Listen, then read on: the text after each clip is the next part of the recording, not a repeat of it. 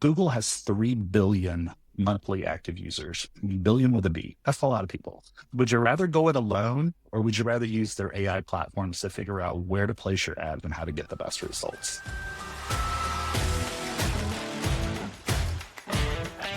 What if I told you that by leveraging first-party data, AI-driven ad platforms, and lead generation forms, you could drastically improve your results in graduate enrollment marketing? That's exactly what today's guest, Jeff Holeman, and his team at the University of Florida's Warrington College of Business did. Their revamped paid lead generation strategy led to a triple-digit increase in leads and a 50% drop in costs, which is practically unheard of, and who doesn't want that? So, Jeff, before we dive into the numbers, let's start with something fun. If you could create a business school course on any marketing trend, what would it be? It's a great question, particularly working in a business school. But I would say maybe not so much a course on a specific marketing trend, but in response to a trend. Okay. My faculty colleagues may not like this answer, but if I was dean, here's what I do. As AI has become more prevalent and taking over repetitive, maybe more rudimentary tasks like data polls, data analysis, or creating social posts, optimizing ad spends, et cetera, which all of us are clearly doing using AI, I think the importance of soft skills becomes so much greater. And I was reading an article the other day where LinkedIn said collaborative problem solving is the top marketing skill of the year. And that really just set up a bell to me. And I thought, wow, business schools really need to take a page from the liberal arts and focus on helping students in developing those durable soft skills that are critical for business growth. And they just don't teach that. So, and as AI frees up our time and allows us to focus elsewhere, I think marketers need to know more about how to use those soft skills to be more strategic, to be more collaborative, and how to communicate better. It's funny. I was actually thinking about the underrated skills in marketing earlier today, and your answer is much more mature than mine, because mine was the most underrated skill in higher ed marketing specifically is having a thick skin, like that resilience and, being able to take the opinions, because everyone has an opinion, but not everyone has a strategy, and like reminding ourselves that. But I like your answer a heck of a lot better, Jeff. And we talk a lot about soft skills, but I think we should start talking about skills like that as power skills, because they're really the most critical, the most important one. And soft puts it too lightly in a way in terms of how critical they are. Yeah. Yep. So you and your team at Warrington made significant changes to your lead gen strategy. Can you walk us through what prompted that shift? What made you look at it? Sure. Well, my position at the Warrington College of Business was newly created when I started about 2 years ago. So there hadn't been someone really looking at things from this angle. Mm-hmm. And so I started really by taking a strategic look at what we were doing and trying to ascertain, performance success. To me, that was mission number one. And so I could figure out, where do we need to go from here? And the college had been investing in enrollment marketing for a few years, but there really has not been the focus or I think even support to dive into analyzing that performance, looking at return on spend, and optimizing our efforts up and down the enrollment funnel. Everything was really very top of the funnel oriented. And I wanted to change that. I saw opportunities for improvement across the board, but mostly I'd say it just seemed like we weren't being as strategic as we could be, Allison. My observations were a little bit that felt like we were doing advertising for advertising's sake in some respects. And there was no clear strategy or understanding of how our efforts were making an impact. And so as I dug deeper into this, that's when I began to see, wow, there's so much more opportunity for us to improve this performance and to lean into changes that are actually driving success in other industries. Well, a triple-digit increase in leads is no joke. Combine that with the 50% drop in costs, and it's nothing short of a massive improvement, right, to what was being done before. So I have to understand, tell us about the key elements of the new strategy that you think drove the success. Like, what did you uncover when you were diving into that performance evaluation? Sure. And really, super proud of our team. I have to brag a little bit and say, our efforts, we're 200% up in lead quantity year to date this year alone. Wow. And that was on top of 150%. That increase. Yeah. And 150% increase last year, fiscal year end to date. So it just, there's been so much good work that went into that. And thinking about it, I kind of put as four critical success factors come to mind, and based on the analysis of what we did and what we saw. The first thing I'd say was gaining an understanding of how AI powered marketing works and how it's different. I think as marketers, it's our role to understand the changes, especially in this era of AI powered marketing. And I think that requires that you understand and lean into predictive analytics and targeting that now exists that didn't exist even just a few years ago. So as marketers, leaders, in particular, we have to know how that works, how we move from A/B testing to real-time optimization and advertising, to transition from the old school lookalike audiences to more predictive audiences, and transitioning from using cookies, which we know are being phased out, to using signals and conversion APIs. And so you have to understand all those things and educate yourself a little bit, and then figure out, okay, well, what does that mean to make it work? How is that going to drive success? The second success factor, which was really a huge lift for us, was collecting and utilizing our first party data. Prior to these changes, we weren't using our own data. So that was akin to blanketing the ad platforms with ads and hoping we were going to find the right audience. But now we're regularly feeding our enrollment candidate data, be it demographics or the activity, the preferences, the path to enrollment, et cetera. And we put that into our ad platforms. Google and LinkedIn in particular for us have driven the most improvements. For Google, they have what's called demand generation, demand gen for short, and performance max or PMax. Some of your listeners may have heard of that. And that really allows you to get better targeting, better optimization, and ultimately increase lead quantity at a better cost. And that has been that case for us. We're able to determine where to focus our efforts within Google's ad network across so many different products that they have. So, Allison, think of it like this.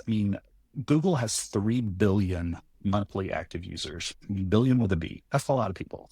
Would you rather go it alone, or would you rather use their AI platforms to figure out where to place your ads and how to get the best results? So talk to me more about the first party data, because it's sounding to me like what you're doing is finding, instead of lookalike audiences of the past, behavior like audiences. Is that true?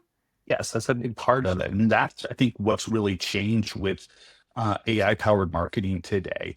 And it really is that shift from just finding the audience that looks just like your audience. You're not just finding that person who has a similar demographic. Instead, you're taking this data and you feed it into the ad platform. And then what they do is they look for not just someone who has the same general demographics as Allison, they're looking for someone that does what Allison does. So they're going to find the individuals who are most likely to be interested in you.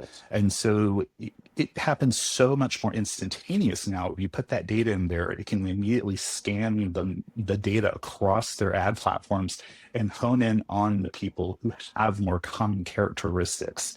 And by doing that, we saw the biggest lift at that point. And I think when we really started using that predictive analytics, within the first 6 months, we actually saw a 300% increase in leads just in that short time period by doing that alone.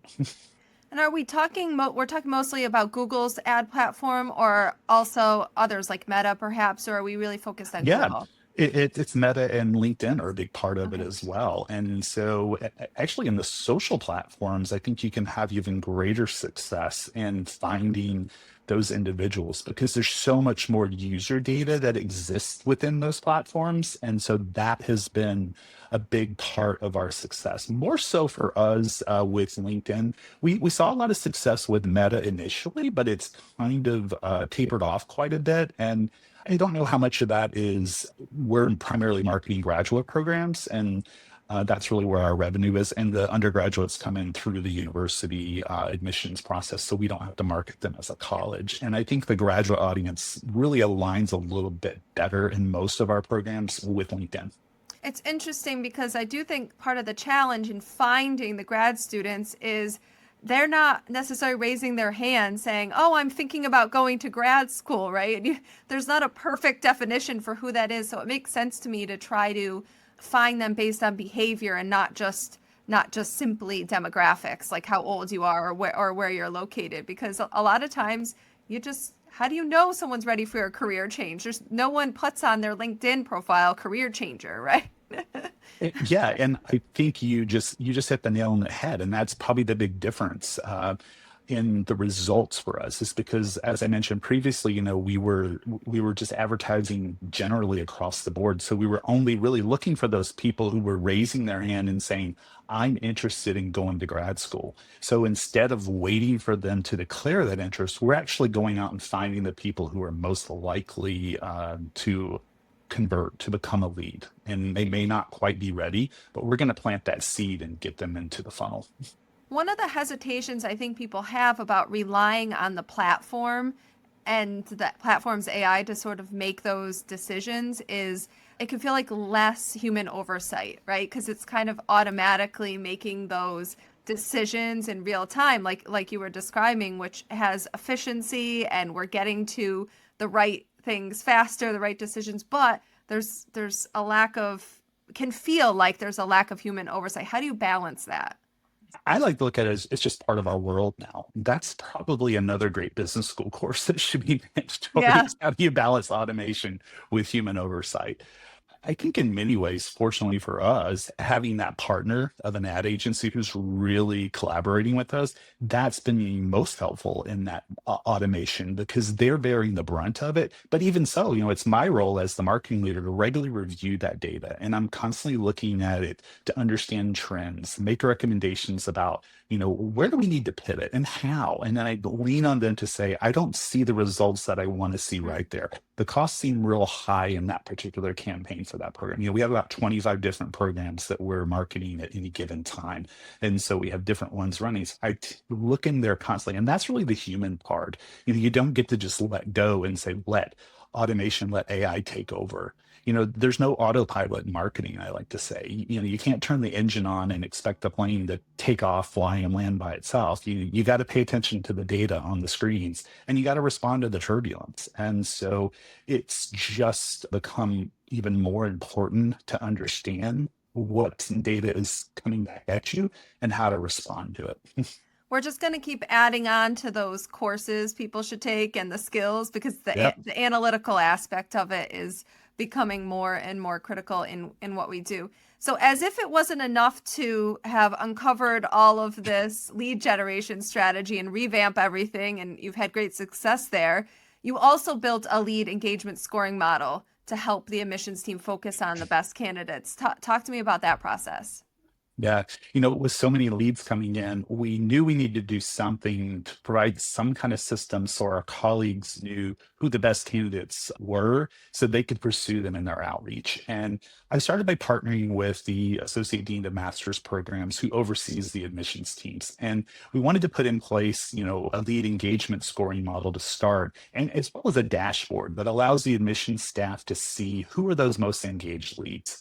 I tell you, we're also very fortunate to have an incredibly talented MarTech manager on our team.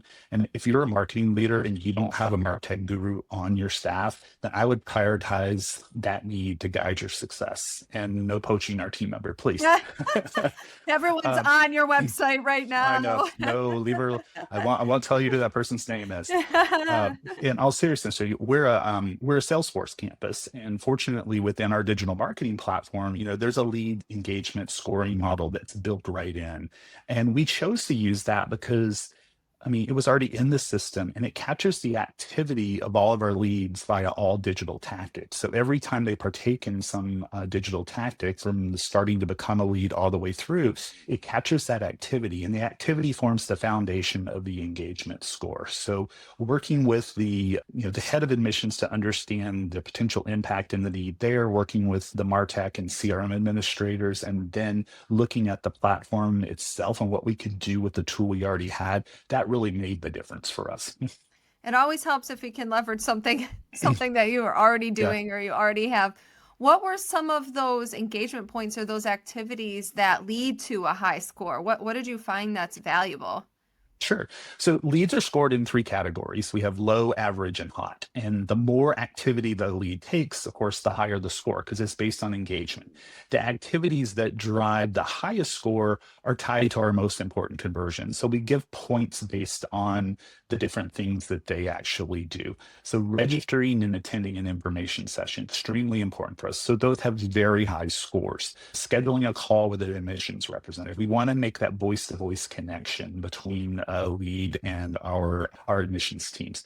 Clicking on links and emails, little things like that. So taking those steps overall increases the engagement score and because it shows a higher level of intent as well.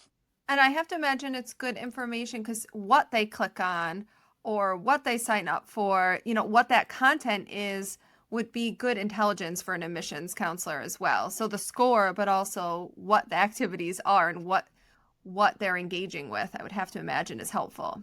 Yeah, it is definitely. I think the higher that score, the more engaged the lead is, and it's the hot lead, as we call it, that's got a score of 100 or more, whereas the low engaged lead is under 50. So that's the way the numbers work in our system. And the passive leads are really those ones that I'd say probably only took that initial step to become a lead, but didn't take any further action. And so what that means for an admissions staff person is they can look really quickly and say, I don't want to spend my time with that person. I've got limited hours a day and I've got so many leads I need to reach out to. Let me just focus on the ones in this category right here. Yeah, and that could even inform the communications that get triggered, of course, in the communications piece of the CRM. Well, what if someone doesn't have a built-in option? What advice would you give them about how to build a simple and effective lead scoring system? Because I think this is true no matter where you are. We have limited time, right? We have limited resources. Where do we focus that? And lead scoring is something that could be really helpful. So what's maybe even just a simple approach someone could take if they don't have some of those tools at their fingertips? The first thing I'd say is see if you do, because you may be surprised that you do. So first, I'd say don't assume, because it might actually exist. If it's in there, then that's great. If you don't have that system in place and you have to build something from scratch, I think you have to sit down and you have to partner with a variety of people. You have to find, if you're going to do engagement scoring, it's going to be really based on what kind of data you have that shows that leads are actively using your marketing channels. What data do you have at your disposal? So find out what can you track, what can you measure in terms of how your leads are engaging on your website? How are they engaging with your advertising? How are they engaging in social with your email campaign? So take that data and then assign a level of importance. Figure out what's the most important factors. What are those things that show the highest level of intent? What's most important to you? Share that with your admissions team members as well. Talk through with them about what matters to you. What are you seeing as most important in terms of these engagement factors? And then come up with a proposed approach together. And, I think you do have to assign some kind of rubric. You got to create a rubric and assign some numbers to it to say these are the most important things. I think the numbers that you use probably don't have to be, they're not as important. I think it's the prioritization is more important than anything. And try to keep it simple. Don't make it too complicated. If you had to do it by yourself, if you start getting an equation that's too complex, you're probably going to make it difficult to manage down the road. Yeah, I have to agree. That's what gets people to stop, right? It feels too complex. There's too many things that I could look at, but find out what matters. It's almost easier on the undergraduate side because we know the combos of the big things that matter, right? A visit to campus, filing the federal financial aid form. We know what that mix of engagement things are, and it's a little bit muddier on the graduate side, but those are some really, really great ideas. I want to end by looping back to the lead gen because you guys have done such a great job with really transforming your lead gen and engagement strategies. Where should someone start on that front in terms of evaluating how they're doing it now and finding some of those opportunities like you were able to? I think first it starts with education. If you can take a course, earn a certificate in modern digital marketing. Listen to podcasts, reach out to colleges or universities who are actually doing this already. Lean on your agency as well. If they aren't doing this or aren't talking about it, then hold them accountable. but also be open to learning. You kind of have to try things and you may make some mistakes, and that's okay, but you have to be willing to be bold and try something different. And there's a lot of things that you can learn from and do differently. What does your RFI form that collects these leads look like, by the way, Jeff? That's always a hot topic. I think we've got to address that quick before we wrap up. It's pretty simple. It is name, email, program of interest, and we are currently A/B testing require phone number, not require phone number. Oh, interesting. Oh, I'd be really interested to see those results. So everyone keep an eye out on Jeff's LinkedIn because I know I'm probably not alone. You got to share with us. I recently had Purdue Business School on, and they have an interesting question that gets at what level of interest the student has in the program. So they just add that they don't do phone number. So they have the name, the email, the program of interest, which you sometimes need and sometimes don't. If it's a landing page that's specific to a program, you maybe don't even need to ask that one, right? They have a really cool way of figuring out what their interest level is. And then that I bet could help with lead scoring and of course helps make the most relevant communications possible. All right, last question, because you've worked at some really great institutions. What's one major misconception about paid lead gen in higher ed that you wish more people understood? That it's expensive and you need a really large budget to make this work. Yeah. And I can give you an example. We recently launched a campaign for our Doctor of Business Administration program, which is a sort of a sister to a PhD, but someone who's not looking to go down a typical tenure track research faculty, but someone who wants to work in the academic space and get a doctorate. So that's a very niche program, but it also a very profitable program for us. So we wanted to try out marketing it. There's not a lot of them. So we tried with a minimal investment, actually only $20,000 over a 4-month period. And we increased applications by 30% year over year in that time period when it was running. And the cost per lead and just the leads itself, percentage wise, in comparison to our other campaigns, actually were doing so much better than traditional Well, things like that's MBA shocking. programs. Yes, it didn't Well, cost a lot of money.